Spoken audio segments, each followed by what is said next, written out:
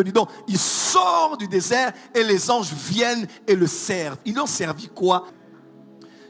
Mais en même temps, je ne crois pas aussi que ceux qui parlent des anges sont forcément dans l'occultisme, dans la kabbale, dans l'ésotérisme ou dans les spiritualités ambiguës. Parler beaucoup des anges ne veut pas forcément dire être quelqu'un de la kabbale. Et nous n'aurons pas peur d'en parler parce qu'en parler aujourd'hui, c'est synonyme de pouvoir vouloir initier des gens. Regardez un peu la vie de Jésus. Du début à la fin des jours de sa chair, Jésus a vécu le ministère des anges.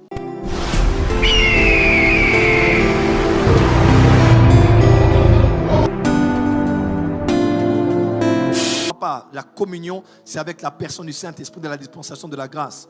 Je ne crois pas que quelqu'un tous les jours, du 1er au 31, du 1er au 30, de janvier en décembre, toute sa vie, c'est parler avec les anges, dormir, réveiller. Non, je peux croire que saisonnièrement, quelqu'un peut expérimenter des choses pendant une semaine, même un mois, même plus. Mais dit que tous les jours, alors la place du Saint-Esprit sera totalement mise en ombrage. Quelqu'un me suit? La communion, la relation, c'est avec la personne du Saint-Esprit. Mais le Saint-Esprit aussi peut permettre que tu expérimentes de manière intense, au lieu de la retraite, à la montagne. J'ai vu des gens même faire un mois, un ange le parler. Il revenait 2-3 jours après. Ça arrive parce que je ne peux pas limiter Dieu. Mais dans les principes de la parole de Dieu, tu ne peux pas avoir toute la vie où tu es avec ton ange gardien, tu le parles, tu l'invoques, tu lui donnes des ordres. Ça ne marche pas comme ça dans la parole de Dieu. Amen, amen. Je ne crois pas que de manière basique, on puisse envoyer un ange pour régler ses problèmes. Donc, ange, va, ange, tourne ici. On m'a dit que tu as mon service. Pas, rentre ici, sors, allez, chauffe-moi l'eau. Je suis resté seul à la maison. Ou bien, lave-moi les habits. Non, ça ne marche pas comme ça. Amen. Je ne crois pas que les anges peuvent prendre la place du Saint-Esprit, c'est impossible. Je ne crois pas que le nom d'un ange, sa nature, sa fonction doit être exaltée au-dessus du nom, de la nature et de la toute-puissance de Jésus-Christ. Je ne crois pas en ça. Jésus reste au-dessus, sa nature reste supérieure et sa position reste au-delà de tout parce qu'il est Elohim, il est El Olam et il est Jéhovah El Elyon. Il est élevé au-dessus de tous les anges. Amen. Mais en même temps, je ne crois pas aussi que ceux qui parlent des anges sont forcément dans l'occultisme, dans la kabbale, dans l'ésotérisme ou dans les spiritualités ambiguës. Parler beaucoup des anges ne veut pas forcément dire être quelqu'un de la kabbale. Et nous n'aurons pas peur d'en parler parce qu'en parler aujourd'hui, c'est synonyme de pouvoir vouloir initier des gens. La Bible déjà parle des anges du début à la fin. Amen. Et nous pouvons aussi saisonnièrement, autant qu'on parle du combat spirituel, de la guérison, de l'enlèvement, du prophétique, de beaucoup de choses. On peut aussi parler dans l'église du sujet concernant les anges. Je ne crois pas en même temps aussi qu'on puisse être déséquilibré. Amen. Je crois qu'on doit être équilibré, ne pas être dans les extrêmes, mais rester dans les limites que nous donne la parole de Dieu. Dieu est un Dieu extraordinaire. Tu n'as pas entendu? Dieu est un Dieu extraordinaire. Deuxièmement, Dieu est un Dieu surnaturel. Troisièmement, Dieu est le Tout-Puissant. S'il est le Tout-Puissant, ça veut dire qu'il y a des puissances qui sont inférieures à la sienne.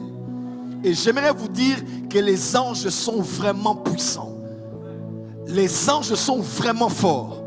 Et je vous ai dit, Jésus, la personne de Jésus, il est notre enseignant, il enseigne, mais il est aussi notre enseignement. Donc, la vie de Jésus sur la terre nous donne un modèle de ce à quoi peut ressembler la vie d'un être humain, comme tous les êtres humains, n'est-ce pas? Mais une vie conduite par le Saint-Esprit, une vie ointe par l'Esprit, une vie d'obéissance au Père et une vie marquée par le surnaturel.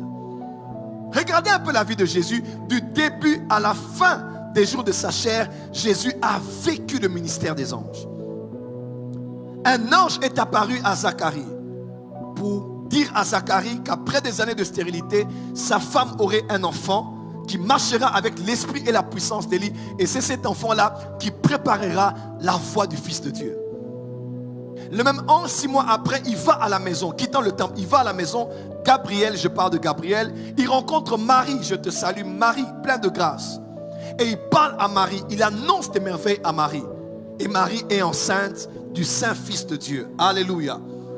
Un ange a parlé au père de celui qui allait préparer la voie du Seigneur. Un ange a parlé à la mère de celui qui allait être le Fils de Dieu. Et le jour même où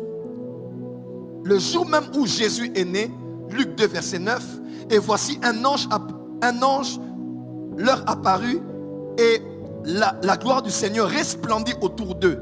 Ils furent saisis d'une grande frayeur. On parle des bergers. Alléluia.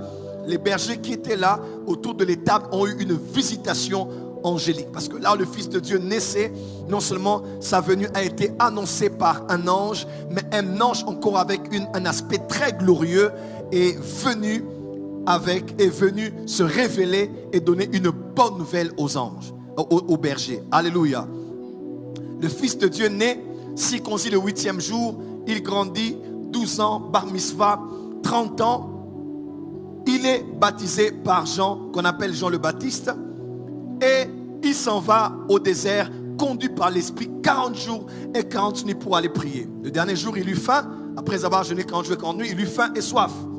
Et là encore, quand Lucifer vient le tenter, deuxième tentation, il dit, tu peux te jeter d'ici parce que Lucifer connaissait Psaume 91 et Lucifer a cité Psaume 91. Il dit, parce qu'il est écrit, il ordonnera à ses anges. Alléluia. Donc même après la tentation du désert, lors de la tentation, Lucifer a fait mention du ministère des anges qui gardera celui qui demeure sous l'abri du Très-Haut et qui repose à l'ombre du Tout-Puissant.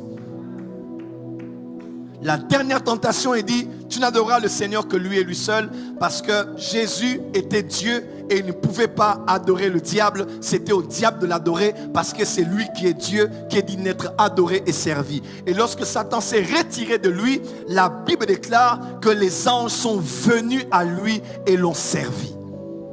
Marc 1 en parle.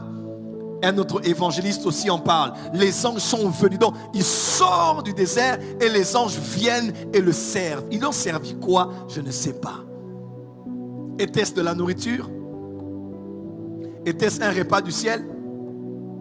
Là où la Bible se tait, généralement, qu'est-ce qu'il faut faire? Il faut se taire. Il ne faut pas inventer les révélations aussi. Alléluia. Donc ici, on voit Jésus finit son jeûne et prière.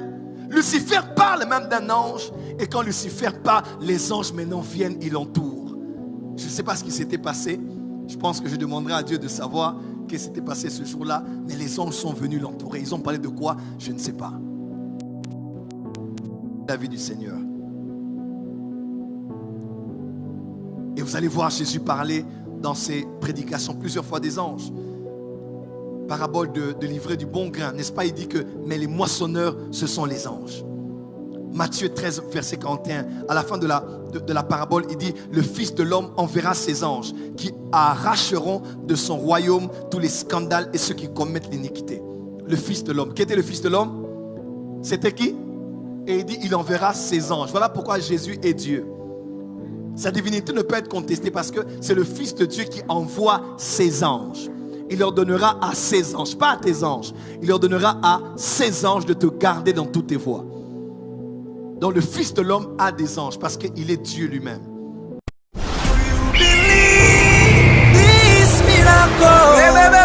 Supernatural dunamis power.